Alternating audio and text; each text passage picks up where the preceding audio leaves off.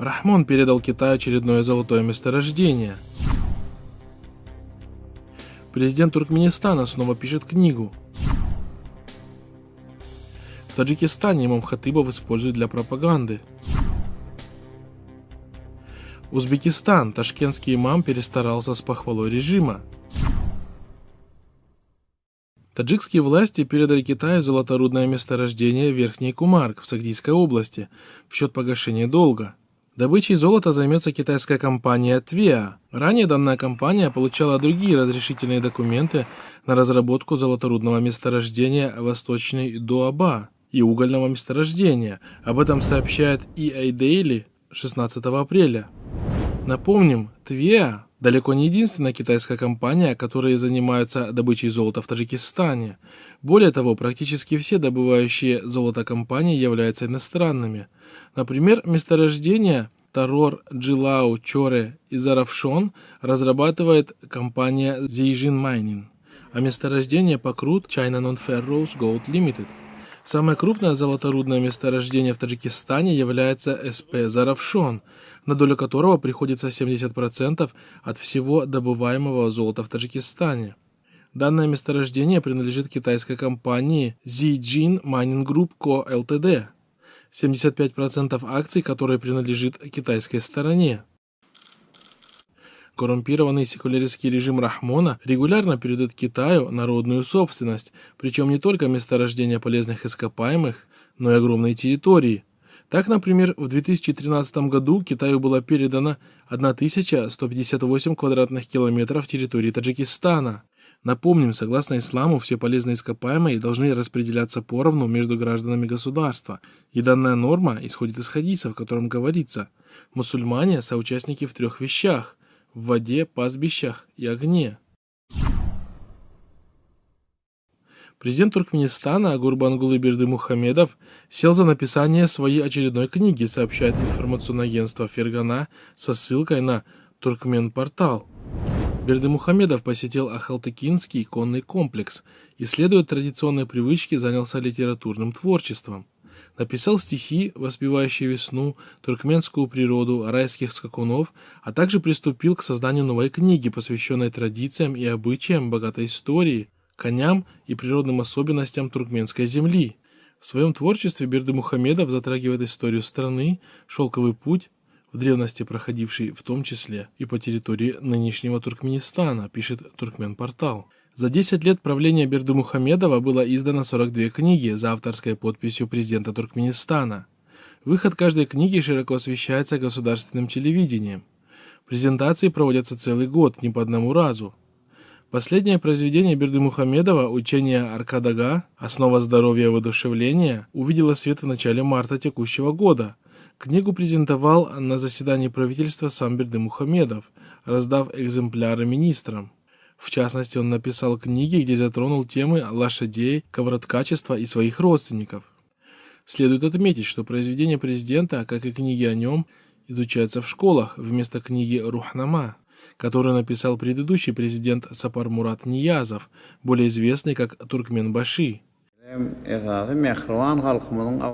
Следует заметить, что Бердымухамедов далеко не единственный в регионе авторитарный правитель, который не перестает шокировать население своими странными выходками. Так его коллеги по Центральной Азии не отказывают себе в удовольствии понавязывать народу культ своей личности.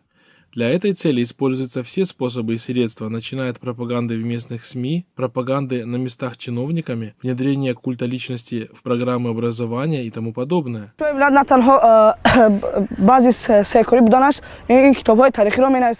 Так, например, в Астане в 2004 году по приказу бессменного президента Казахстана Назарбаева был создан музей его же имени, где хранятся различные экспонаты и написанная им книга, переведенная на 32 языка мира. А культ личности бывшего президента Узбекистана Каримова и после его смерти продолжает жить своей жизнью. Его могила была объявлена новыми властями одним из святых мест, а также с его именем в стране открываются мечети. Не отстает от них и президент Таджикистана Рахмон, чьи книги изучаются в институтах страны так, словно они являются величайшими литературными произведениями современности. Имам-хатыбов Таджикистана обязали агитировать молодежь служить в армии. Так, около десятка имамов города Гиссар в составе группы из представителей и работников военкоматов и сельсоветов посещают дома призывников с проповедями о необходимости службы в армии. Об этом в беседе с радио Азади сообщил Шарафиддин Фазилов, имам-хатыб соборной мечети города Гиссара. Мы говорим о патриотизме, любви к родине, стабильности внутри страны и в регионе. Мы говорим, что армия – это школа жизни, где человек исполняет свой конституционный долг, отдает уважение тому народу, которому он принадлежит. Я сам был свидетелем того, что после проповедей несколько молодых людей изъявили желание служить в армии, сказал Фазилов. Пресс-секретарь оборонного ведомства Фаридун Махмадализада в беседе с радио Азади подтвердил, что в этом году представители духовного управления активно участвуют в весенней призывной кампании. Мы и в прошлом приглашали имам-хатыбов на встречи с будущими призывниками. Они произносили проповеди и уходили по своим делам. Но в этом году имам-хатыбы наряду с работниками военкоматов и сельсоветов посещают дома призывников и агитируют молодежь служить в армии, заявил он. Эксперты отмечают, что, несмотря на формальную секулярность режима Рахмона и на его ожесточенную борьбу с любым проявлением ислама в жизни, власти постоянно привлекают покорных представителей духовенства для формирования общественного мнения и достижения поставленных политических задач по одурачиванию населения. Так, например, имам-хатыбы были использованы для агитации во время разгрома ПИФ, в принятии поправок в закон об ограничении религиозных обрядов и традиций, а также для агитации к отказу от ношения хиджаба в пользу национальной одежды и так далее. Отдельно следует заметить, что один из главных рупоров режима сегодня являются минбары мечетей, с которых каждую неделю послушные хатыбы возвещают вместо религиозных положений пропаганду и всяческое одобрение правящего режима.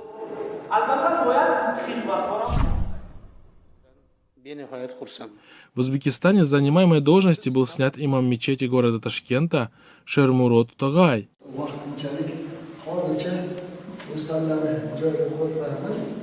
После увольнения Тогай выступил с заявлением, в котором он обвинил руководство Духовного управления мусульман Узбекистана в интригах и взяточничестве. Сам Шермурод Тогай известен абсурдными высказываниями, поддерживающими политику режима в Узбекистане.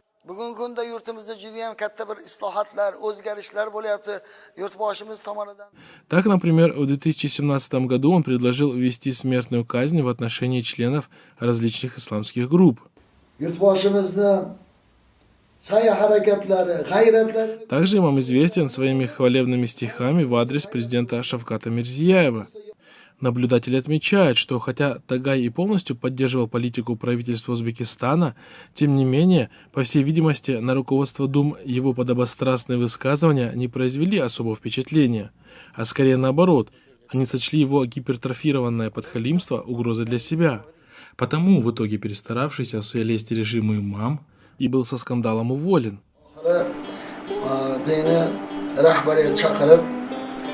Vaqtincha